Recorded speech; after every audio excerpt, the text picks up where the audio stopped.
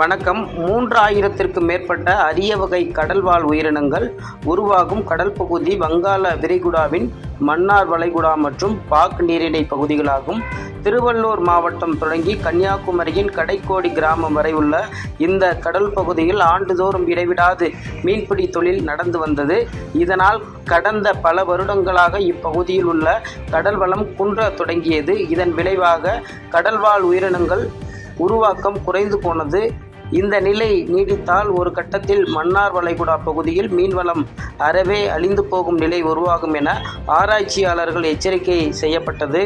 இதனை தடுக்க மீன் உற்பத்தி காலங்களில் கரைகளில் இருந்து 3 கடல் மைல்களுக்கு அப்பால் மீன்பிடிக்க செல்வதற்கு தடை ஏற்படுத்த வேண்டும் எனவும் அறிவுறுத்தப்பட்டது. இதனையடுத்து தமிழக அரசு கடந்த 2001ஆம் ஆண்டு முதல் 45 நாட்கள் மீன்பிடிக்க தடை விதிக்க நடவடிக்கை எடுத்தது.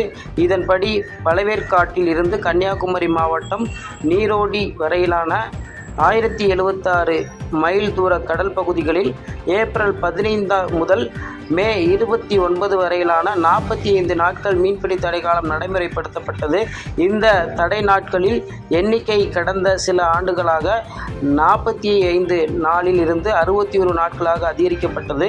இந்த காலங்களில் கடற்கரையில் இருந்து 3 கடல் மைல் தூரத்திற்கு அப்பால் மீன்பிடிப்பில் ஈடுபடும் இழுவை படகுகள் மற்றும் விசைப்படகுகள் மீன்பிடிக்க செல்லக்கூடாது. இதனால் கன்னியாகுமரி, தூத்துக்குடி, ராமநாதபுரம், புதுக்கோட்டை, நாகப்பட்டினம், தஞ்சாவூர், திருவாரூர் உள்ளிட்ட 12 மாவட்ட பகுதிகளில் உள்ள சுமார் 6700 விசைப்படகுகள் மீன்பிடிக்க முடியாது.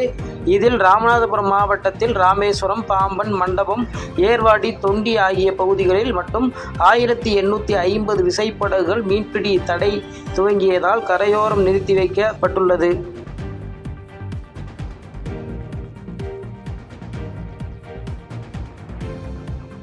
செய்திகளை உடனுக்குடன் தெரிந்து கொள்ள கீழ்கண்ட கேபிள் மற்றும் டிடிஎச் நெட்வொர்க்குகளில் எம்நாடு செய்தி தொலைக்காட்சியை காணுங்கள்.